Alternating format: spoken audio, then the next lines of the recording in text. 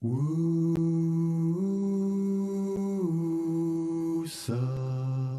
wake up South Africa.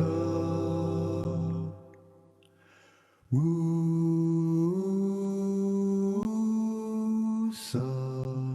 wake up South Africa.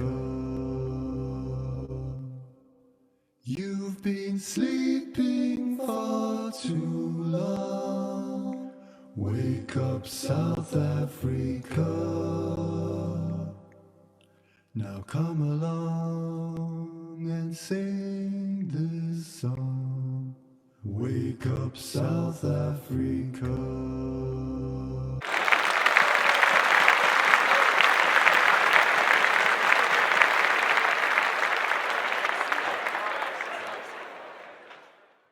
Bhuta, Bhavana, welcome. We are very excited to have you with us today and to hear your insights on the topic of the 42 principles of Ma'at, cultivating the mode of goodness. The floor is all yours. Thank you very much. And I just want to begin by saying how very happy I am to hear Umpo as the host. So Umpo and I are good friends, and she's a wonderful inspiration to so many of us. And also a wonderful friend of my wife as well, who who always sends her love as well. So it's a really wonderful surprise to have you on the call hosting the event today. So I know it's going to be a blessed event, ladies and gentlemen. So it's going to be very positive. So thank you all for allowing us to come and to share something with all of you. So when I was first connected or contacted, in order to give this presentation, I could understand that there was something very special about this. Very special about the opportunity, the subject matter, and how it relates to the times that we're in. And as with all of our sharing, I want this to be up close and personal, okay? And I want to share with you some things that I've been doing, some experiences I've been having on my own journey of bhakti, where this particular topic of goodness fits into that journey, and how it can literally help us to transform both our individual journey and especially literally to bring our entire global society up to a higher level. Okay, so I'm very passionate about this topic, very enthusiastic. The other thing I'm going to say to you, because ladies and gentlemen, we want to be very real, and we want to do this in what my own mentor sometimes called emergency consciousness. And that is the idea that we do not consider that we have time. Okay, I repeat that. We do not, I repeat, do not consider that we have time. What many people do in life is that they sleepwalk. I've started, and I was just telling my wife, this could be a good technique if she wanted to try this out. Well, I've started to do, when I wake up, I've started to set it on my phone, a countdown timer. So I work backwards. Okay, let's say I want to be asleep at 10 p.m. So I'll set the timer so that my timer goes down backwards, right? So let's say that I wake up at, I don't know, whatever time. I set my timer so that when 10 a.m. comes, my time runs out. And I did this based upon a particular inspiration. Some of you will know this particular, we call them pastime or event, that's mentioned in the literature called the Mahabharata. There, a great warrior, a great king, Yudhishthira, he's asked a series of questions. One of the questions he asks is, what is the most wonderful thing in the world? Yudhishthira's reply is, the most wonderful thing in the world is that every day we see people passing away, and yet every single one of us acts like they will live forever. So I set the timer. And the reason for setting the timer is very simple. I want to remind myself, Bhuta Bhavana, you don't have time. And in that spirit, what I'm going to ask all of you to do, and I see Umpo's already ahead of me, grab some pen and paper, grab something. There's a lot we want to share with you, okay? And some of the things we're going to share with you, you're going to connect with immediately. Some of the things we're going to share with you, you're going to connect with it on a seed form. But when you start to meditate on it, you're going to gain so much more, okay? So we talk about this idea, hearing spiritual knowledge or bhakti knowledge, bhakti wisdom. But we also talk about, we call this manana. When you start to reflect on something, amazing things happen. In my own journey of bhakti, I'm feeling, to be honest with you, especially at this time in my life, a tremendous sense of abundance. And where is the abundance coming from? Many different levels. Many different levels. One of them is that we've, by some grace, been able to create a lifestyle where, and this is rare, unfortunately, by some grace, we've been able to create a lifestyle where we have actual time to think. Most people are running around so much that they do not have time to think. And because they do not have time to think, they do not achieve their potential. Okay, and we'll show you how the mode of goodness is inherent to this. I remember my own mentor, and he said this many times about our communities around the world. He said the problem, or one of the problems with our communities around the world, is that we're always firefighting. Okay? And that relates to a particular category which we'll talk about, which we call passion. In passion, you act but don't think. In goodness, you think before you act. In ignorance, you don't think, you don't act. Okay? That's a little key. We'll come back to that. So because we had this time to think, amazing things were coming up. I'll be honest with you, amazing things were coming up. And they've been constantly one life-changing realization after another. Okay? I repeat, one life-changing realization after another. In Greece, in the ancient Greek temples, there would be a sign above the temples. And the language that they used, the wording was Genothai Silton, or Genothai Seton. And what it means is, know thyself. Okay? What we want to present to you today is powerful because it's deep. Okay? What we want to present to you today, we can use different terms. I'm gonna put a label on it. Well, I want to present it to you today. If you really get this, I can 100% guarantee it's going to change your life. If you get this, right? We're going to give you some basic principles, but there's two things we're going to give you. One is knowledge, but there's something that sits beneath the knowledge, and that is an orientation, a certain way of looking at the world, a certain way of thinking about the world, a certain way of approaching literally everything. Okay, let me be even more clear to you. Over the past more than 10 years, my wife and I have been trying to work on understanding more deeply wisdom. And what we picked up is that the wisdom of the Bhakti tradition, there's two things. 99.9% of the people who are involved in that process only pick up one of the two. Okay, they're missing out. Okay, I'm not gonna lie, they're missing out. They picked up one of the two. They picked up the content. Okay, so and this is unfortunate. 99.9% of the people, they pick up it when they look at the wisdom of the Bhakti tradition, they pick up the content, but they do not pick up the orientation. What we want to give you are both. And if you start to apply this, you're going to see something very, very incredible happen in your life very quickly. Okay, let's get into it. My journey, where do we start this journey? We're going to start this journey in terms of relationships, because what I'm going to try and do in the time that we have before the questions, I'm going to start in a way that I don't always start normally. Normally I start with some concepts and ideas, and then we may give, if I remember to, or if we have time, give one or two examples. We're going to flip the script. I've been working on different things in terms of my own consciousness and psychology. And what I've been working on is practicing more of an adaptable mindset. I've been working on making my consciousness more fluid. Before I entered into the path of bhakti, I engaged in all kinds of different meditative practices.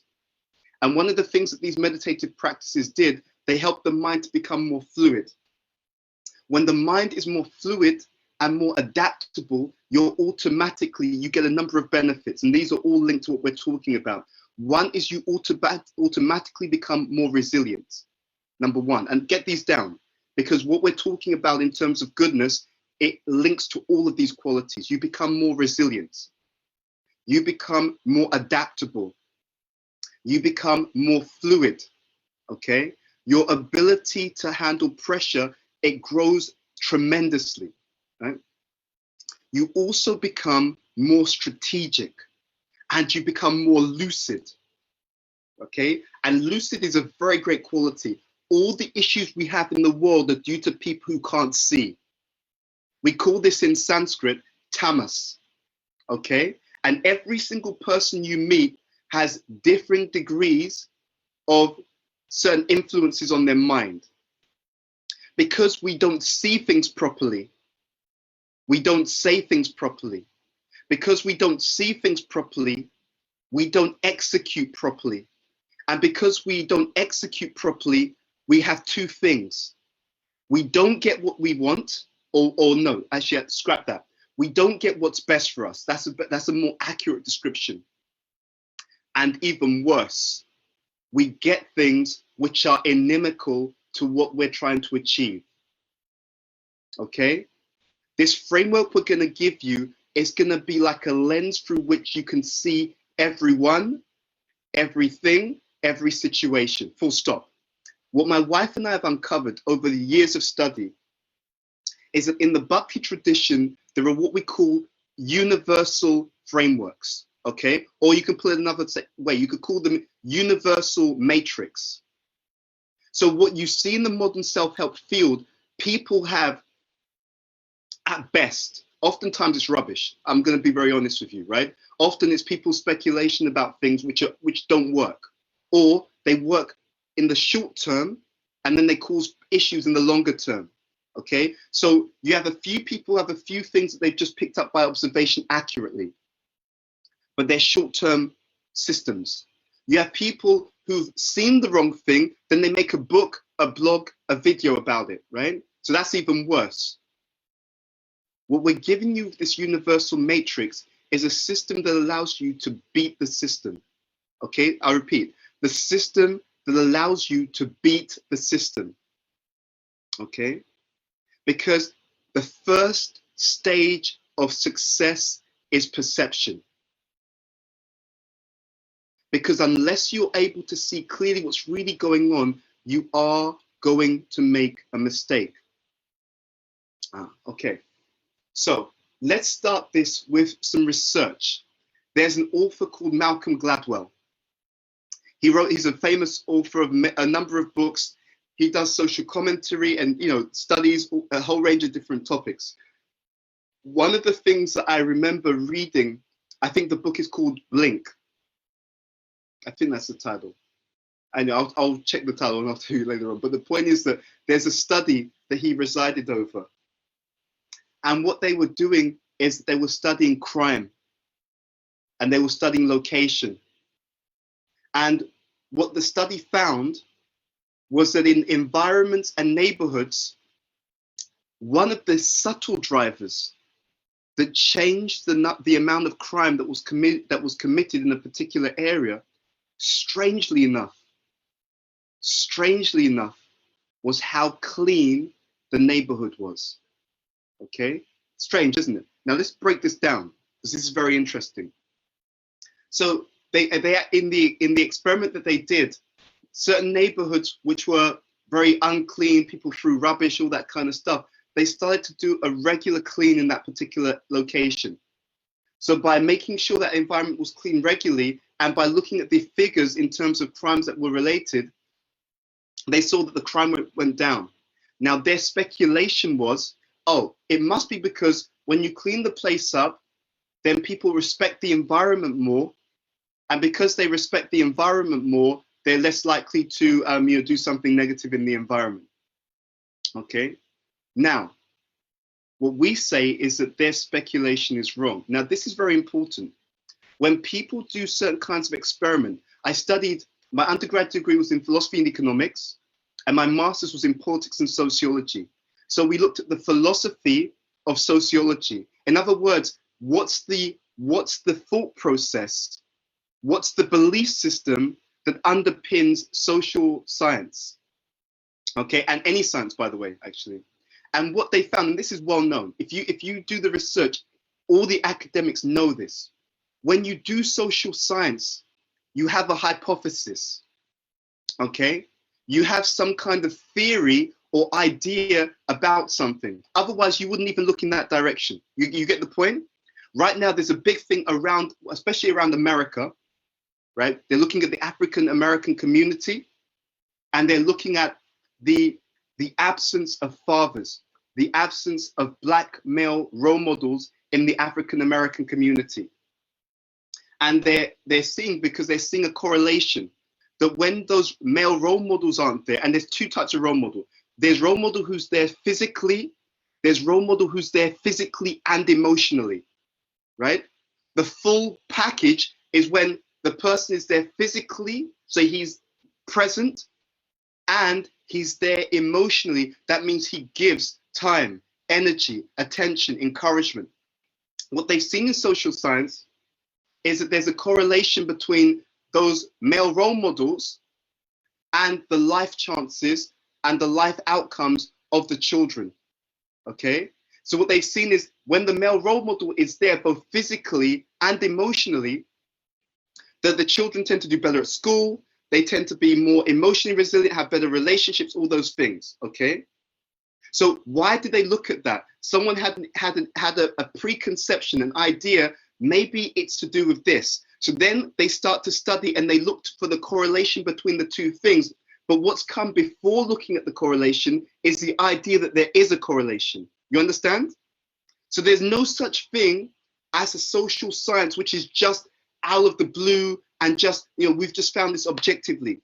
You look in a certain direction because you have some idea a priori that this could be the link, right? This could be the driver to something else.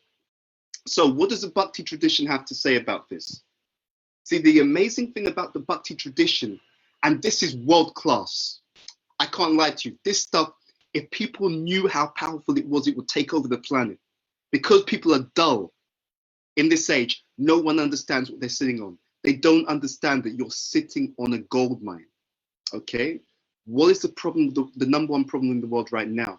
The number one problem in the world right now is we don't know how to make healthy decisions because we're groping in the dark. We make a decision, but we don't know the long-term ramifications of the decisions that we're making.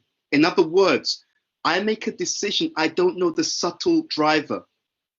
I may do something with good intention. I don't know what could be the long-term effect, okay? So I just make a decision based upon the externals because I have no system that can allow me to have deeper insight as to the long-term effects of a decision. And the long-term effects are twofold. This is what people also don't know. When you make any decision, it has an external effect. But according to the Bhagavad Gita, which we're taking as an authority for this talk, it also has an effect on your mind. And what we're going to give you today is a system that will allow you not only to make decisions which have long-term good consequences externally, but even more powerful. Get this, even more powerful. The system we're going to teach you will allow you to make decisions which irrespective of the effect externally, will condition your mind to continuously access a greater sense of genius, personal genius, and will guarantee that every time you make a decision, your decisions become even more powerful, more clear, more lucid, more insightful, more perceptive, and therefore more effective. Guaranteed, by the way. This is not a speculation. Let's go back to this example we first gave. So they did this research, and this is their speculation, and this is why I'm trying to say this to you. I'll be honest, the Bhakti Yoga tradition, the Bhagavad Gita is a theistic tradition, okay? And now in this modern age, in some quarters, G-O-D, right? You spell it with 3 letters, but for many people it's 4 letters. It's a 4-letter word in many cases, right? But it's a theistic tradition. Why? How do we understand it? We understand it that it gives the subtle and the spiritual drivers behind everything. Okay? I'm so deadly serious about this talk. Okay, make notes. Don't take this for granted. And when you get the recording, I'm telling you, you want to listen to this again. Okay, to really get the full benefit and the full impact of what we're saying. So before I came on, as I always do, I made a prayer to my spiritual mentor. And my point to him is that I don't know everything, right? In fact, I'm very deficient in so many ways, right? So my prayer to him always is, you're the expert, right? You're the one who's connected spiritually. You're the one who's super perceptive. You make the arrangements so that the audience hear what you want them to hear, not the limited understanding and the misperceptions that I'm riddled with. Okay, so let's look at this. So they made this idea that it must be because when you keep the place clean and tidy, people respect the environment more, etc., etc. The Bhagavad Gita and the universal matrix that we call the three modes of nature, okay, has a very different story to tell. So in the Bhagavad Gita, it talks about three energies. So think about it this way: three subtle drivers which affect external situations and the internal state of mind or consciousness. Three subtle drivers. I've been using this for more than 20 years, okay? And it's deadly. I can't lie to you, it's deadly. What I've been able to do with this framework is to predict what's going to happen. And the predictions have been accurate and consistently accurate for decades. It's crazy. Okay, so what are these three subtle drivers? The Bhagavad Gita, in the Bhagavad Gita, especially the 14th chapter, and this information is also given in another literature called the Bhagavat Purana. And this information it comes through in different places, but especially in the 11th canto of the Bhagavat Purana, in a section called the Uddhava Gita. This information is also given. So, priceless knowledge. Krishna explains that there is a universal framework which allows you to literally diagnose or analyze anything, anyone, any situation, any decision in the material world, right? Analyze it. You can classify according to three different categories. Before I go into the categories, I'll just explain that the reason for the classification is so you can understand how to better navigate the world. We sometimes in our lives end up in situations we didn't expect and that we didn't want. And those situations can cause us a lot of pain, right? Many people in the world right now, they're not at their full potential, ladies and gentlemen, and that includes people in spiritual communities, because they're dealing with a lot of baggage. In many cases, bad experiences from the past, challenging experiences in the present. And you know what the worst thing about it is? So my mentor gave a class and he talked about the difference between pain and suffering. You may look at it and think it's the same thing. It's not the same thing. It's not the same thing. We go through situations that may be painful, okay? Maybe emotionally, mentally, physically, etc., painful experiences. But there's a difference between pain and suffering in the way that he defined it. Pain is you're going through something, it's unpleasant. Suffering is more than this. Suffering is you're going through something unpleasant, it's difficult, but it becomes suffering because not only are you in the difficult experience, you don't fully understand how you got there. You don't even fully understand how to get out. So the formula is pain plus ignorance equals suffering, right? We're going to go in a number of different directions because I'm just going to do this by inspiration, because I want to tell you, I just want you to understand how powerful what we're sharing with you is. Many people in life don't achieve their full potential because they're fearful, okay? When they go into situations in life, their fear comes up, trigger, warning sign, and they can't switch it off. I'm scared, I'm anxious. Many people now, mental health issues are on the increase exponentially. And during the pandemic, it's gone up even more, okay? What's happening with that? When you go through a bad experience, I want to explain the psychology, and you've not understood it properly, okay? You've not faced it properly. You've not learned from it properly. You've not really understood what happened. How did I get into that bad situation? And when you, this is most important, when you've not learned the lesson of that bad experience and assimilated the lesson to such a degree that you're now a different person who would not have fallen into the same mistake, who would no longer fall for that same mistake again. When your subconscious understands that you've not really understood why that situation happened, and you've not really grown from it properly. In other words, when your subconscious mind understands that this devotee, this person, hasn't learned the lesson sufficiently that if the situation presented itself again, he could navigate successfully through it. When your unconscious understands he didn't learn the lesson from that bad experience, that's where fear comes from. That's where the anxiety comes from, because it's an internal warning system. Oh no, this is happening again. Oh no, we're in this kind of situation again. Oh no, we could be hurt again. Oh no. That's where fear and anxiety comes from. It's not the only place, but it's a key driver.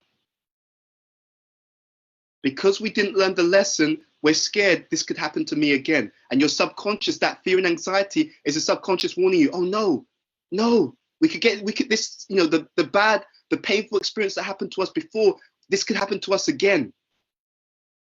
It is only when we come to a level of consciousness where we're able to properly see, understand, and learn from experiences and grow from experiences. When we come to that point where we are now a different person. So if the same challenge came upon my life again, the same kind of people came into my life again, the same kind of situation came into my life again, I'm not the same person who fell for that bad, you know, fell into that bad circumstance. I've learned my lesson. And because I've learned my lesson, when I come to it again, I'm not triggered. I'm alert, I'm conscious, I'm assertive, I'm able to respond differently. Then you find that that trigger no longer gets set off. Okay, so this research relates to the modes. Malcolm Gladwell, they thought it's because you keep the environment clean. According to the Bhagavad Gita, that's wrong. According to the Bhagavad Gita, certain external behaviors will trigger a certain type of mentality. That's the most amazing thing. Okay, the universal framework explains that there are 3 different categories of energy or drivers, and certain behaviors will trigger a certain type of mentality, which also leads to certain types of behaviors and outcomes.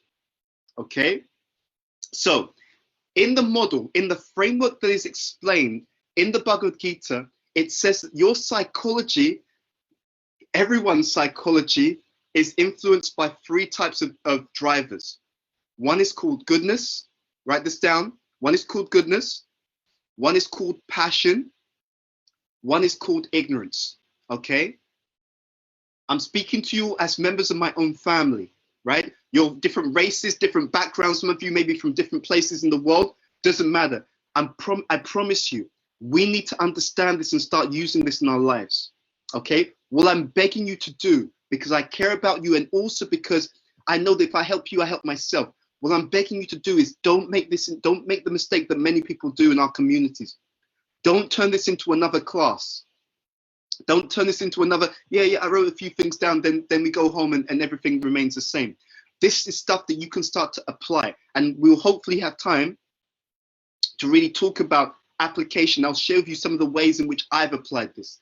This is game changing, okay? You use this, your life is off it will take off, okay? It is something that you take, it takes practice to make it a habit, no problem, but it's gold. this, I can guarantee you, this is worth billions.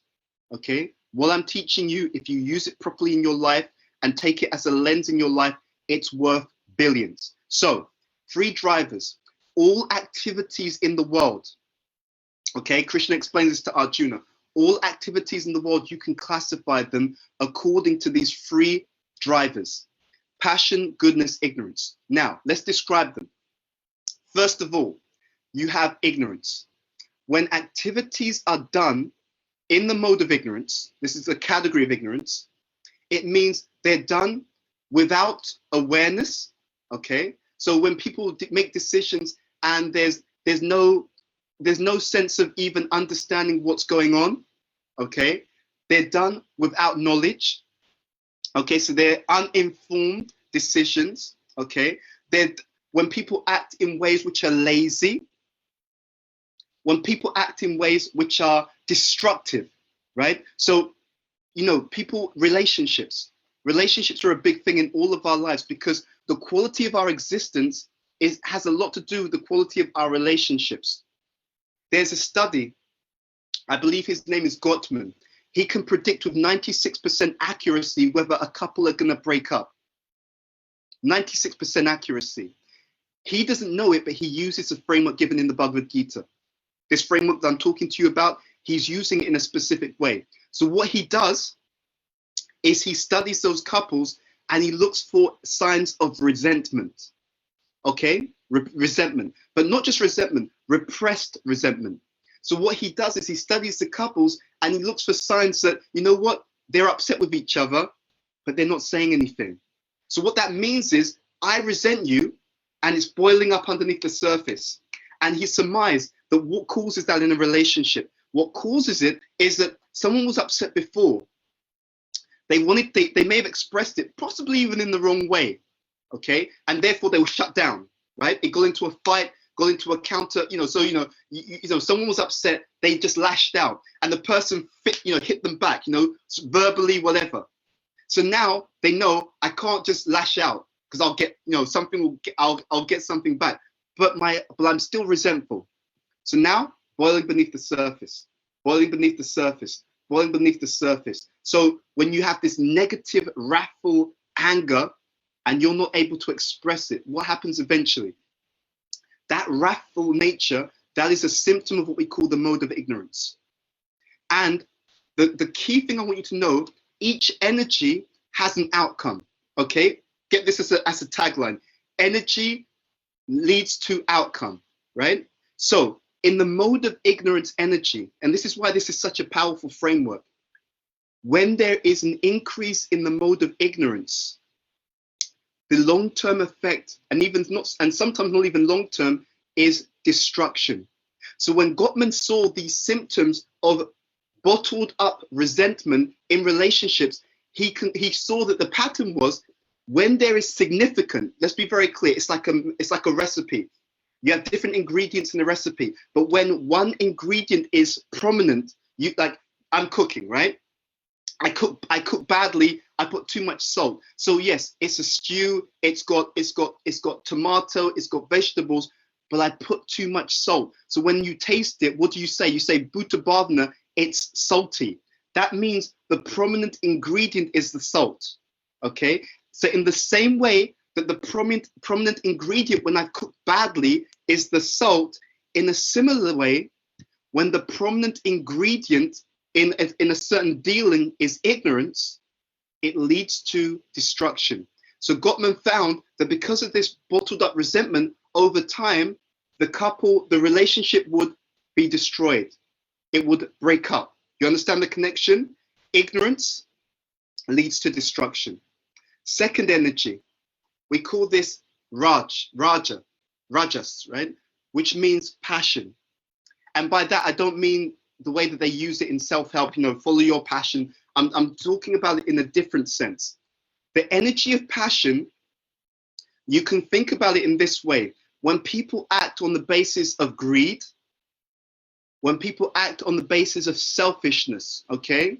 It's just all about me, right? When people act on the basis of lust, these are the qualities of passion. When people do that, the Bhagavad Gita explains that when you act on that mentality, again, understand this, right? When you act on that mentality, when your mind is predominantly affected by just selfishness, lust, and greed, it causes the mind to make decisions which also have a certain trajectory. Now, this is interesting. The trajectory is this in one sense is the most deceptive, because in the beginning it seems to be okay.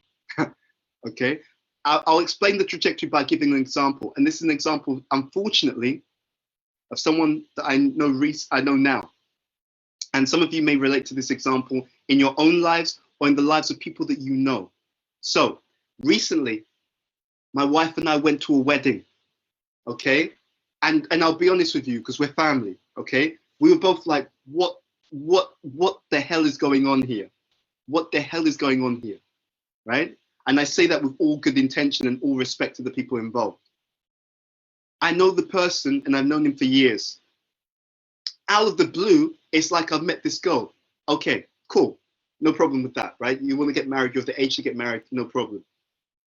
And so he's seeing this person, and then suddenly, not too long after, oh, you know, we're having this engagement, we're going to get married. Whoa, hold up. You know, what do you mean? How long have you known this person? Oh, we've not known each other, but we get along very, very well, blah, blah, blah, blah, blah. My spider sense was tingling. Let's put it that way, right? So I'm like, dude, you know, you're my bro. Like, what's going on here? Like, you know, why the rush? Why not? No, it's okay. We really get along, blah, blah. We've done this, we've done that. We're all aligned. I'm like, spider sense is tingling now even more, okay? What can I say? It's your choice.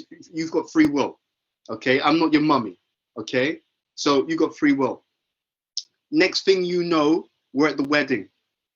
And again, my wife and I, using this universal matrix, we're like, spider sense is still tingling, right? My wife's like, my spider sense is tingling too, right? So what happened? I think it was 2 months later, we're getting divorced. And it's 2 months. What do you mean you're getting divorced after 2 months? Blah, blah, blah, blah, blah, didn't work out, this, that. And I had to, no, because I have some, you know, we have a good relationship. And I just had to be honest with him. I said, really, you've really done, this is really bad. You know, we actually express to you, take time, get to know the person properly, etc. Because of the intensity of the desire, the person, I did tell him, I gave him this feedback, right? And I'm not mentioning names, obviously. So I gave him this feedback. I said, you were too influenced by the mode of passion. You know, everyone else objectively could have seen this is too fast. You don't know this person properly, right? It was just this intense desire, right? Intense desire. I just want. And on both sides. Now, what this person doesn't know is that partner then wrote to me on Facebook with a long message, really just absolutely cutting this person down, right? And their ex wrote to me after they heard that he's breaking up with his partner, also saying, you know, BBD, I just want to say about this particular person, he's like this, he's like this, he's like this, he's like this, he's like this. So what's the trajectory? In the beginning, nectar, right? So that means in the beginning, oh, we know we're getting married, we found each other, you know, everything's great, you know. So the mode of passion, it begins like nectar. Krishna explains this point. In the end, it becomes poison, right? So I explained to him, what's going to happen now? Now that you've left, that lady who you've left, she is really upset with you, right? And she's reaching out to other people, tearing down your reputation about how you are like this, you're like that, you didn't do this, you didn't do that, you're like this, you're like that. So when he goes to try and find a partner next time, everyone else will have heard about him. You understand? Yeah? And that could have been avoided. This is the mode of passion, right? And unfortunately, most of the world acts on the mode of passion and ignorance. Ignorance is destructive from beginning to end. Okay? Destructive from beginning to end. Another example of ignorance is you eat junk food, right? It's just bad for you. There's no nutrients in that food. None whatsoever. You're just polluting your body, right? Then you get an illness. Or let's make it more real. Then coronavirus hits, okay? The studies have shown that not everyone's affected by the virus in the same way. I mean, I'll be honest, I just recently had a test for coronavirus and it said that it's negative, so I don't have it. When the coronavirus hit, in the UK, there was a temple president called Shruti Dharma. He passed away. When he passed away, there was a funeral. Most of the community went to his funeral. I didn't go because I was at work. In the evening, the same people who came to the funeral came to a place called Bhaktivedanta Manor for the memorial. My wife and I came to the memorial. The world didn't know at that time that the coronavirus was so deadly and didn't know what was going around. So we came to the memorial. The people who were at the funeral, many of them who would have actually connected with the coronavirus at the funeral, the same people came that evening to the memorial. One of them, his name was Rameshwara, a senior person in our community. I saw him, he saw me, you know, I have love for my spiritual family as always. We embraced, right? We found out a few days later on that he had coronavirus, right? He was fighting the coronavirus, I think, for a week or so, maybe not even a week, if my memory serves me correctly, and he died from the coronavirus soon after. That same person, I'd seen him, we embraced. So there's no question there wasn't contact. There was contact. And there were other people at the memorial who had contact. Why am I telling you this? Because why is it that I didn't come down with it? See, there's two things. There's one is contact, the two is immunity. Different experiences of the same virus based upon immunity. So this analogy of junk food, different things, different ways in which it causes negative results. One is it's bad for your health. You're just bringing your level of health down. You're going further away from optimum. Then you really feel it when something happens in the environment. Now you're exposed. The same thing that someone with a stronger immune system, it doesn't affect them in the same way. Or if it does affect them, it's mild, because it's not, your disease is not what you're exposed to. That's not true. No way. Your disease is a combination. It is what you are exposed to relative to your own immune system and the strength of your immune system. So two people, same exposure, same disease, one person gets it and goes down. Other person gets it or it comes to them, their immune system is so strong, it's just knocks it away. Nothing affects them. So ignorance leads to bad outcomes, beginning, middle, end. Passion seems good in the beginning, leads to bad outcomes in the end. If the whole world understood the mode of passion when they made decisions about marriage, the divorce rate in the entire world would go down overnight by over 75%, and that's a conservative estimate. So we've talked about ignorance, we've talked about passion, now it brings it up to goodness. So 3 alternatives you have in every area of life, and I promise you this works, ladies and gentlemen. I've used it in my own life. How did I use it? So my wife and I, we can see if someone does things in ignorance. We know if they're doing something in ignorance in that area of life, they're going to have destructive outcomes. So you see a couple and they're just shouting at each other. They're rude to each other. They insult each other. You know, this is ignorance. So what's going to happen? That relationship is now starting to be destroyed. Okay? A couple, they're just into lust, right? He just looks at her and he's just thinking yum yum, right? That kind of thing. It's lust. And you can see, because you look at it objectively and you can see all that this guy's looking at is her body, right? And all she's looking at is his body, right? Or all he's looking at is what he can gain from her. Look at the pattern. Self-centeredness is just what I can gain. It's so amazing. We have a friend and you could see, we could predict she's going to have issues in her relationship. Why? Because when she was speaking about her relationship, all she was speaking about is what she gets from it. It's a subtle thing. All she was speaking about is what she, and I thought I could understand. Oh, I get it. She doesn't understand how relationships work, because what's going on unconsciously is she's just thinking about what's in it for her. But to have a good relationship, you can't be selfish. Think, my spiritual master wrote about this in Spiritual Warrior 2. All the books are available on Amazon. No lie, shameless plug, but the books are great. So if you get a chance, read them. So he writes this in the book. He says what happens in modern day relationships is you have two people who are empty. right? Who are unhappy, who feel empty, and they come together expecting the other person to work a miracle for them, right? Again, what mode? If I'm empty and I'm coming to you expecting you, your job, right? I'm coming to you now. Come on, do something. Come on, get on with it. Make me happy. Come on. It's your job to make me happy. I'm empty. You, come on, quick, fill me up. So I come in with the mentality, I want something. So he said it's like two thieves who come together, right? You can't be happy. I'm trying to steal from you. You're trying to steal from me. This is unfortunately the state of modern day relationships. So now we translate it into the framework. It's based upon each person coming to take, not to give. That means it's in the mode of passion, self-centeredness. And that means in the beginning, it may be nectar, right? Oh, yeah, she looks so good. She looks so fly. I'm telling all my friends, yeah, look, I'm with this hot chick, whatever, right? In the beginning, it looks like nectar. But when people are selfish, and you reinforce the selfishness by lusty behavior, by greed, what happens, right? What happens is you trigger in the person's mind more of a selfish mentality, which means that selfishness will come out in the relationships, which means in the beginning it seems okay, right? But in the long term, it becomes poison.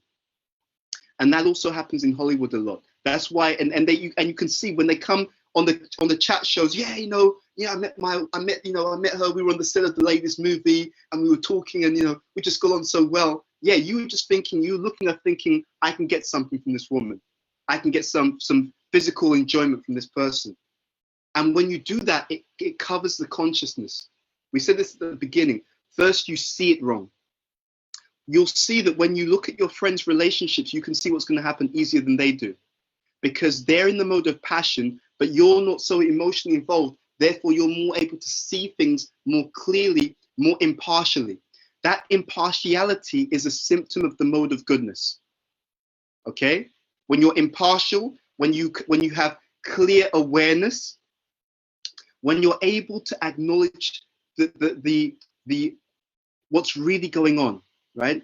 Again, I want to, because we're family, I want to give you some of myself, because I want to make it real.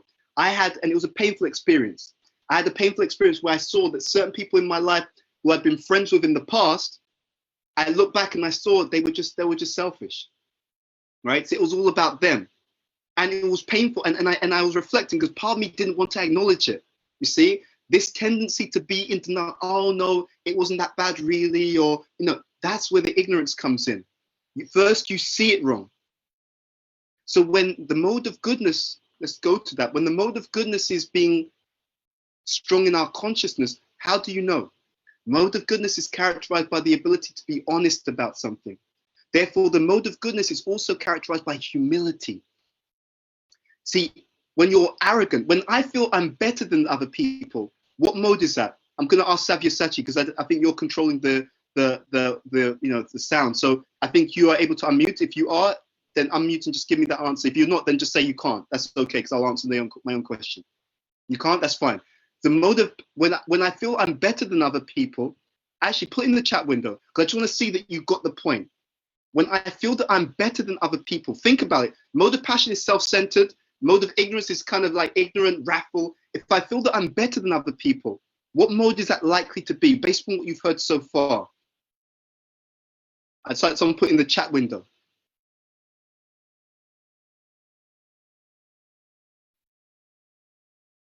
Any answers in the chat window?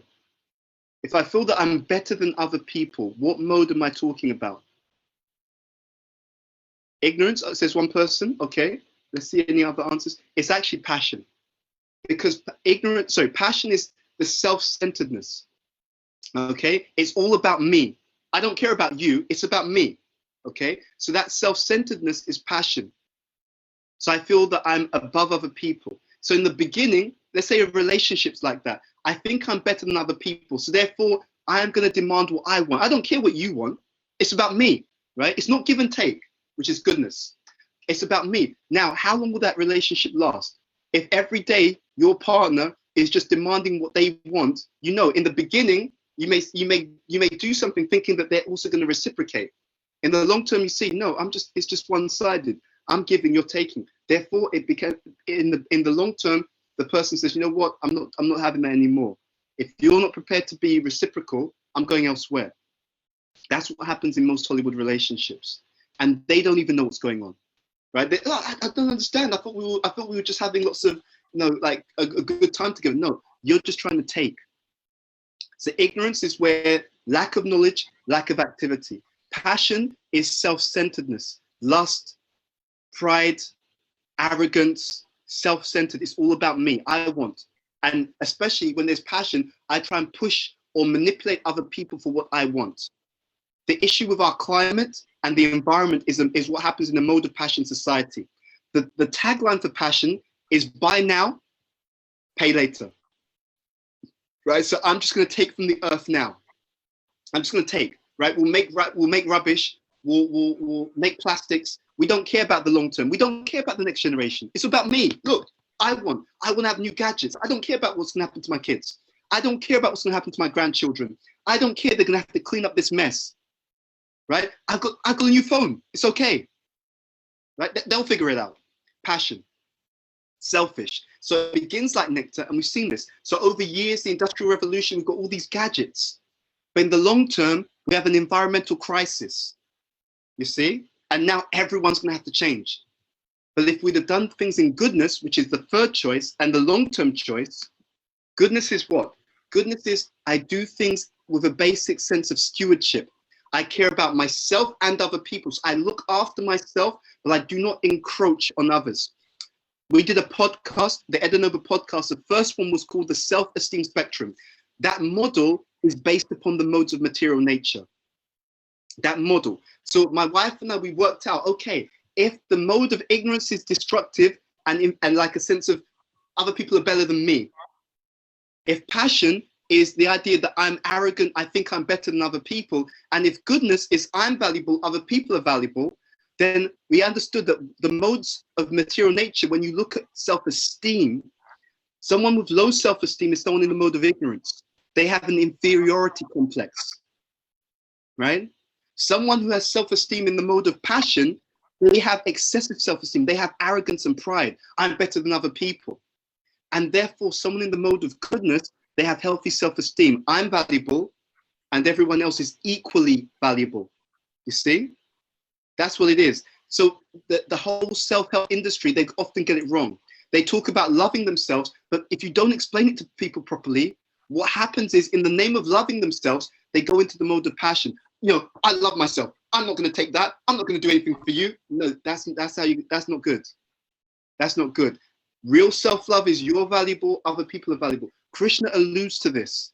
He says samadarshana, equal vision, right? Equality of vision, equality of inherent value. He also says samoham sarva bhuteshu, I'm equal to everyone. That means you're valuable. You're my brother and sister, not just by race, by the way. Okay? I love you too much to fall into some kind of body consciousness. Everyone is equally valuable, right? Because what I do to anyone is what I'm preparing to have happen to me. Huh? That's the point. So to end, the way to make this work, and I know I tend to go over time, but I'm yours, okay? I'm yours. For as long as you're here, I'm here. The point is that if you want to have successful outcomes in life, always choose the mode of goodness, okay? How do you do this practically?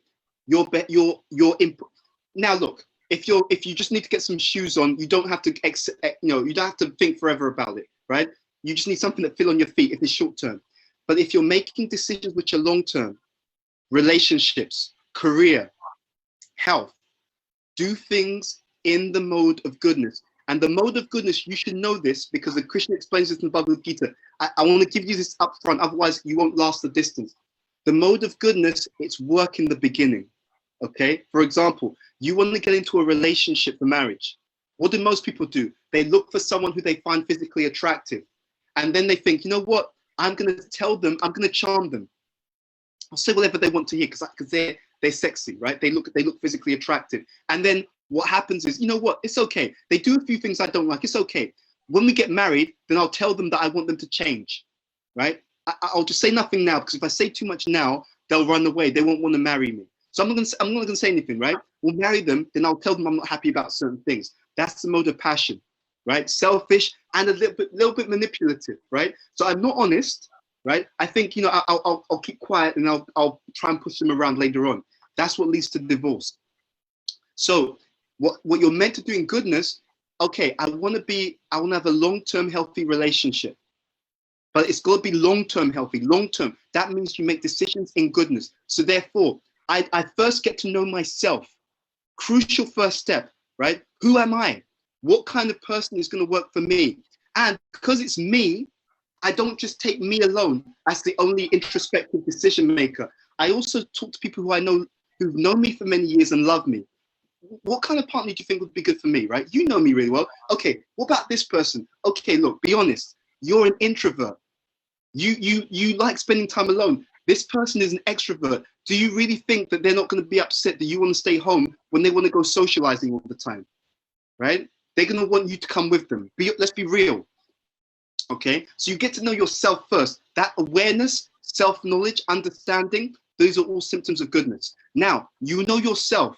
Now, when you start thinking about people, you look for someone who matches the kind of person you are. So you're not going to be trying to change them for 20 years. You can't change other people. Why is it we can't change other people? Have you even tried changing yourself? How hard is it to even change yourself, right? There's all kinds of things you like to change about yourself, but you can't. So you can't even change yourself. What chance do you think you have of changing someone else? It's crazy talk. It doesn't work. It's just so obviously dumb. It's dumb. So again, real mode of goodness is you're being honest. And it means sometimes brutally honest. Let's be honest, right? Let's say you're from a very, very simple background, right? Okay, but you want to marry someone who's a billionaire. Okay, but he's a billionaire, right? Is that realistic? That are you going to even be in those circles with that billionaire? Real, very real, right? You can aspire, but your feet have to be in reality. That's goodness. And then from there, you make healthy decisions, right? Very real goodness. And you check those decisions. So you're honest with that person. Okay, look, this is what I'm looking for. You know, what are you looking for? Because again, the mode of goodness is not just about me. I'm honest about myself. I'm honest about other people. We're looking for a win-win, because if it's win-win, it will last the distance. So this is what I'm looking for. I don't want you to feel that you have to tell me what I want to hear. I want to know the honest truth. What do you want? Mode of goodness. And then you build relationships like that. Therefore, they're long-term work through. And that's the same for everything. It's the same for everything. It's the same for how you work, your career, everything. Do act in knowledge. Act in a way that is a win-win for you and other people. Okay? If you do this, then things will start to change, because whenever you make decisions in the mode of goodness, and you can test this, it changes your mentality. It actually makes your mind more lucid and more clear. And because your mind is more lucid and clear, and I've seen this in my own life, you start to see things, and you start to see things differently. I promise you. You look at the world, you look at situations, you look at people, you think, wow, I can suddenly work out a lot more. I look at this person, I can see what's going to happen to them. Incredible. I'm making an endeavor. I can see what the long-term outcome of this endeavor is going to be. I can see myself honestly. The blind spots about yourself start to close. And you start to be able to see yourself. You start to see where your strengths are, and you start to be able to see where you're honestly not doing what you should be doing. You start to see your honest flaws. It gives you the strength to see the flaws in you. And you can also see everything in the world, and you can work out what's going to happen in the long term. Because all you have to ask yourself is, what's going on? Number one. Number two, looking at what's going on, what mode is predominant? Number two. And if this mode is predominant, what will be the long-term outcome of that particular mode? Number three. And if you see that the long-term outcome is negative, then the last question is, what do I need to do to bring this activity to the mode of goodness? And when you bring the activity to the mode of goodness, then you've just changed your destiny, and it's guaranteed to work. Isn't that incredible? It's not one of these self-help things that it may or may not work. It always works. The modes always work. That's what I mean. It's a universal system. It works 100% of the time. Okay? I promise you, try this. I will give one example, then I'll open up for questions. So, health, okay, no, diet, right? I used to eat all these kind of different things. I used to love my chips and all this kind of stuff. Okay. So mode of ignorance, I didn't really care about it, wasn't thinking about it. It just looks nice. I put it in my mouth. Okay. That's ignorance and passion, actually. So what I started to do, I realized, okay, I'm getting older. If I keep doing this, what happens? Things will go down. Okay. So what do I do to change this around? The only way to change this is to bring more conscious awareness. Okay, what should I be eating? When should I be eating? How should I be eating? And by changing the diet more to the mode of goodness, consciously choosing healthy foods, my health just immediately went back up. And now, because it's a habit, I don't have to think about it. I eat in the mode of goodness. I eat healthily, I eat the right food at the right times, and I eat it in the right way. I chew it properly. So now I've done that, it's in the mode of goodness, I don't have to worry about it. Okay, I'm sorry I've gone over time, so I'm going to stop there and we'll open up for questions. You know, it's always very difficult managing the tension between being a listener and a host. Because as a listener, I'm sure all of us want you to continue on forever because you've left us, you know, drenched in so much nectar. But as a host, unfortunately, I have to say we are over time. Right. And so I would like to ask permission from all of you who are on the call now for us to just go 15 minutes over in case some people have any questions. Please, if anybody objects to that, please indicate. We will not judge you. Okay, since there's no objection, I assume we can go a little bit over time. Bhuta, Bhavana, there are no questions currently in the Zoom and on the Facebook comment section. However, if any one of you would like to speak on video, now's your chance. I see, Sharadia, you say you have many questions. Unfortunately, we'll have time only for one. So if you don't mind, we'll unmute you and you can ask one of your many questions. Hi. We're struggling to hear you. I can't actually hear you. Yeah, I hear you. Hare Krishna, Prabhu. Can you hear me now? Yes, I can. So my question is, you were explaining a lot about, you know, the importance if we're going to find a partner of, you know, going through that whole process in a sattvic way and also relating to someone in a sattvic manner. But what do we do in relationships, you know, say for instance, family or colleagues, where we do not necessarily get to choose, you know, who we need to work with or have a long-term relationship with. And, you know, we find that the other person is not really functioning in the mode of goodness. Is it enough if one person functions in the mode of goodness to make a relationship, you know, more stable and sustainable? The answer is yes. So I'll explain how it works because it's a brilliant question. So there's the biggest thing that disempowers all of us, is that you put your life in the hands of other people. And it's like the number one mistake. It's not about them, it's about us. Right? Now I'll explain how this works. We have two influences in our lives at any one time. You have the mode that you're using, and you have the reactions of your previous karma. Okay, so at any moment, both things are vibrating in our lives. So I can't control the reactions of previous karma. So let's say, for example, because of my own behavior previously, I'm now in a situation where I'm around people who are a bit selfish. Let's start there, right? And I'm not saying that applies to everyone on here. I'm talking about me. It's just an example. So I've got, this is our situation. Okay, I'm around people who are selfish or badly behaved, don't know how to behave. That's my situation. Now, that's due to some previous karma, right? Now, what I do about it, that's down to me. If I'm more in goodness, because I'm in goodness, I become more stable in spite of whatever's happening in the environment. That's one point. But the second is that stability, to the extent that the other person is open, that stability and that mode of goodness that I'm practicing can actually help another person to come up a bit higher from the mode that they are in. Okay, so I can inspire people by my good example. And this is where it gets a little bit nuanced. The mode of goodness does not always mean that you just act in a kind of just externally nice way. Okay, the mode of goodness is a lot more powerful than that. The mode of goodness, I'll give a few examples so you can see the difference. In ignorance, I'm overly submissive. Okay, again, the symptom being lack of knowledge, lack of activity. In passion, I'm overly aggressive. right? Shouting, rude, etc. In goodness, what am I? In goodness, I'm assertive. So it's based upon truth. So I remember there was a situation, I hope she doesn't mind me saying so. I remember she relayed to me a situation where she was upset with someone, but the way she expressed herself, I was so impressed. It wasn't shouting at people. It wasn't like, you're like this. It wasn't insulting, but it was an adult behavior. It was, this is how, so you own it, for example. This is what's happening. So you look at the mode of goodness. I'm not shouting at people. I begin by explaining the facts of a situation. I'm honest, factual. So there was a meeting. In the meeting, when I was trying to talk, I noticed that on 3 or 4 occasions, I was speaking, you spoke over me, right? So if you notice what I'm saying, this is sattvic communication. I'm not insulting the person. I'm not rude to the person, but I'm describing honestly what happened, right? So it appeared to me that every time I spoke, you had something to say, okay?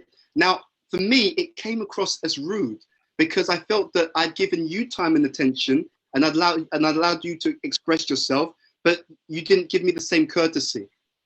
This is how I was seeing it. Is there something that I missed? And what I'd like to request going forward is that when I'm speaking, I'm going to request that you don't interrupt me. Now, this has happened a number of times, and I have to be honest, I don't think it's very healthy, and I think it sets a bad example. If it's the case that you're unable to do this, I understand, but then I'm going to have to stop attending these meetings. Do you see how mature that is, right? And be honest, do you see how rare that is? Do you see how people, they pretend there's nothing going on, but they're resentful. He's always talking over me, but they just that's ignorance, right? You feel upset, you're not saying anything, you feel this wrath. Or the other side, it becomes like an insulting match. But this is so mature and so adult-like. And I'll be honest, I know this. Unfortunately, it's rare. Most people aren't assertive. They're either aggressive, passive-aggressive, all this kind of stuff. But this is how you do it, Mother Sharadia. You try to have honest communication. Another way you can do it is if you're detached and you see this isn't going to work, then you say, okay, this is not going to work. I've tried, or I've seen this person isn't able to listen, and you detach yourself. That's how it works.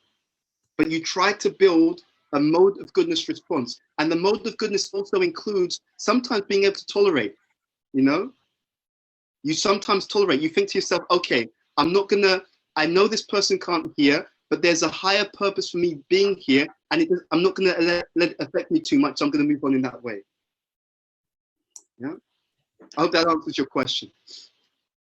Thank you, Sharadia, for that question, and thank you, Bhuta for the wonderful answer. We have another question. I don't know if it's Tebogo or Nolwazi who's asking, but they're saying, thank you for the beautiful class. In scripture, we read about the mode of goodness and pure goodness. Mm-hmm. Kindly explain what is the difference. Yeah, so there's the material modes. So goodness, passion, and ignorance are considered material modes. Then you have what's called Shuddha Sattva or Vishuddha Sattva, which means pure goodness. Okay, so the mode of goodness in the material world is the highest state in the material world. But for those who are practicing bhakti, we want to get to a state which is beyond the material energy. Okay, so the trouble with the mode of material goodness for people who are trying to build their full connection with the Supreme Lord is that in the material mode, there's two things which are an issue. In the material mode of goodness, you have a drop of the mode of ignorance and you have a drop of the mode of passion. So how does this work? The drop of the mode of ignorance, even when you have material goodness, is that one still thinks that they're the body. Okay, that's one difference between the mode of pure goodness and the material mode of goodness. People in the material mode of goodness still think that they are the body. That's one problem. The second drop of let's say, contamination in the material mode of goodness is a drop of the mode of passion. What is that drop of passion? The drop of passion is still this idea that I'm the one who gets to enjoy, right? So I'm the enjoyer. The idea that it's about my enjoyment is passion. The idea that I'm the body is ignorance. So when someone is on the level of the pure goodness, they are free of the idea of thinking that they're the body. They're completely free of it. And they're completely free of thinking that I'm the one who's meant to enjoy.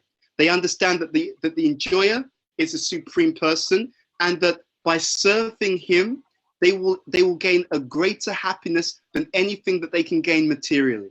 That's the difference. Thank you. I hope that was good for you. So I'm looking at the time, and I do promise you guys that within 15 minutes, we will completely wrap up. So I just ask for a little bit more of your patience. I just saw a comment from Umesh on Facebook saying, such a powerful lecture. Thank you. I think he echoes a lot of what we feel. I was looking at the 42 principles of Ma'at, just preparing for today. And your message today is full of them. Honesty, compassion, good intent. Thank you so much, Bhuta Bhavana. We really appreciate it. Now, that being said, I'm going to read Lamiza's question. She says, Haribo, I'm currently afforded the opportunity to live with my Muslim family, and I'm witnessing the differences between the many modes. I'm keen to find out if my chanting holds my energy in the mode of goodness. Yes, the simple answer is yes. The more you chant sincerely and attentively, and if you read spiritual literature, those two things very strongly help to bring the mind to goodness. See, it's a journey. For people in Bhakti, in the Bhakti path, what happens is those things, wherever you are in your starting point of the mode, by engaging in spiritual activity, they take you on a journey. They take you through whatever mode you're in to a higher mode, from whatever mode that's in to a higher mode, which is goodness. And from goodness, it will take you purely to the stage of pure goodness. So wherever you are, it takes you on the journey to pure goodness. You see, that's the point. And the more you practice acting and thinking in the mode of goodness, the faster you progress in your spiritual life. That's the point. I think you're frozen. Okay. Thank you so much for your question, Lamiz. I don't see any more questions at the moment, but I do personally have one. And it's related to the difference or the balance between emotional intelligence and spiritual intelligence. So sometimes in spiritual communities, we look at people who are quote unquote spiritually advanced or display qualities of bhakti as also being emotionally intelligent and therefore able to form good relationships. But I've had many experiences where I have encountered someone who at least externally looks like they're extremely spiritually intelligent, but when it came to emotional intelligence, they behaved in ways that were maybe hurtful or inconsiderate or ignorant or revealing perhaps some mental health challenges that affect relationships. So my question is, what are those two mutually exclusive, emotional intelligence and spiritual intelligence? And do you see the importance of having both? Okay, first of all, actually, when people are spiritually intelligent at the higher levels of spiritual life, the emotional intelligence is automatically included, right? So you have some people who are emotionally intelligent but not spiritually intelligent.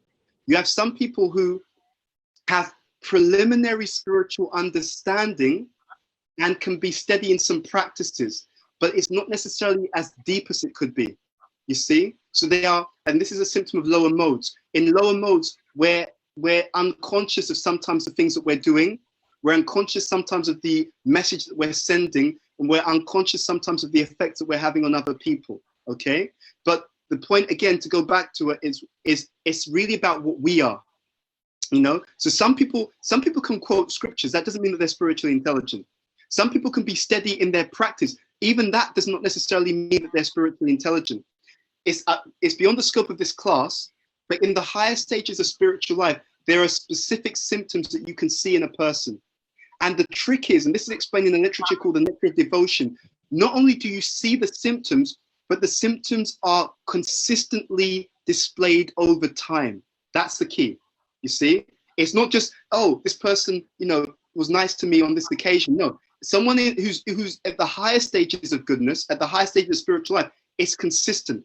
Because at the higher stages, there are certain things that you just don't do. Now, this is where it gets tricky. If someone, for example, is in a guru position, for example, it's their job to sometimes correct people. And sometimes they may do it in a way which is quite strong, right? So it may look externally like, oh, that was a bit harsh. Maybe he's in the mode of ignorance or passion. No, he may do that just like a mother may shout at the child because the child's about to put their hand in fire.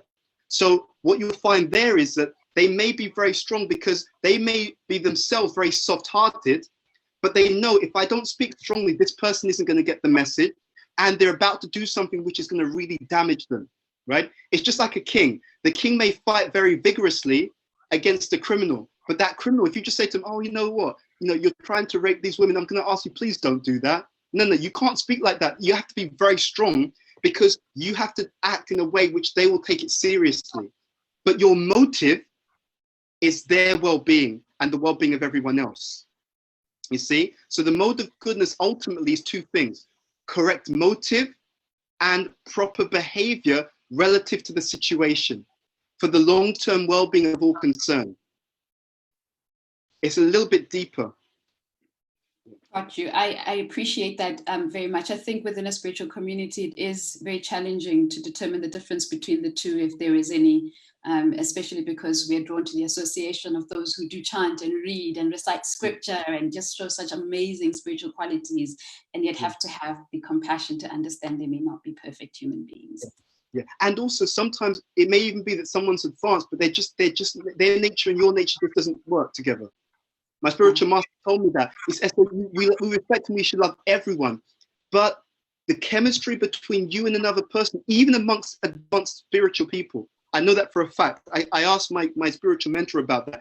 You can have two people and they're very, very advanced, but they also have very strong differences of opinion. They may disagree on how things should be done. It doesn't necessarily mean that they're not advanced, because sometimes the disagreement is because on the spiritual level, they have very different relationships with the Supreme Person. That can happen as well.